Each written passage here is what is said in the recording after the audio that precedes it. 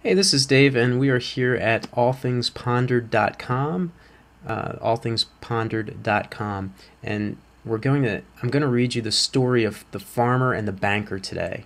I wrote this story a couple days ago, and I thought I would share it. Johnny Farmer was a good man. He had a kind heart and always tried to do right by the people in his life. He was even kind to the strangers that he would occasionally encounter as they passed through his farming community and the nearby town. He would help strangers who were stranded. Everyone who knew him saw him as a good guy. Johnny Farmer was not a worldly man. He believed in God, his family, and in raising children. And of course, he believed in earning his living from farming the land and raising livestock too. He was proud of his connection with the earth. This is the kind of connection that only those few who work the land for a living and have a deep spiritual sense about them can feel. All in all, if you were to measure Johnny Farmer by most ordinary standards, his chance of having a joyful afterlife would seem to be quite high. One year, though, the farm ran into a little bit of trouble. They had bad weather that year, and the farm just couldn't produce enough to make ends meet. So Johnny did what many farmers do who get into a little trouble. He went to see the local banker in the nearby town. That was his town. This was the town he grew up next to. He went to school there, and he married his high school sweetheart in a little church there. Now, to be fair, we must not blame Mr. Rogers the banker for what was about to happen to Johnny. Mr. Rogers was just following the policies of the banking corporation that he worked for. These were established banking procedures and methods that have been around for a long time. Mr. Rogers was just a worker for that banking corporation. Banks like this one have shareholders. The pressure to make money is often high in this type of situation. Mr. Rogers was happy to loan Johnny Farmer some money. He was glad that he could help out his old friend that he had known from the time they grew up together. But according to banking policies, Mr. Rogers had to make Johnny Farmer sign a form saying that his farm property would be used as collateral in the unlikely event that he should default and not pay his loan back. Johnny had no problem with that at all. He was sure it would be no time before he had that loan completely paid off. No big deal. Johnny didn't know much about financial systems and how they worked. After all, he worked on a farm, and he really had no need to know about such things. And his education never talked about this kind of thing either. But Mr. Rogers understood a little bit more, because that was his profession after all.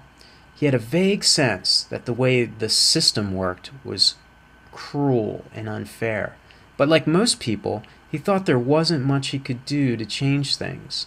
That's just the way things are. For example, he knew that the money he was loaning Johnny Farmer wasn't real, per se. He understood that banks were allowed to lend out far more money than they actually had.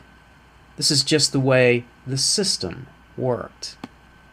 The fact that banks are allowed to create money out of thin air like this was something that he would think about sometimes. But that's just the way things are and have been for so long. Everyone accepts it. Why shouldn't he? Well, the farm did run into some more trouble the following year, and the interest on the loan grew bigger with each year that went by. And this made the loan itself huge because sometimes Johnny Farmer had all he could do just to pay the interest on the loan, let alone the principal. After about 10 years went by, the loan had grown very large. Mr. Rogers' supervisors, who were actually from other parts of the country and had no connection at all to this local area, were reviewing Johnny's loan one day.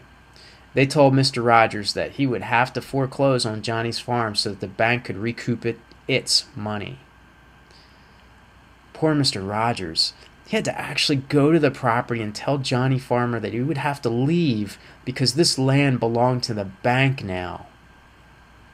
They'd been longtime friends, but it seemed like this was something that few, if any, friendships could really survive.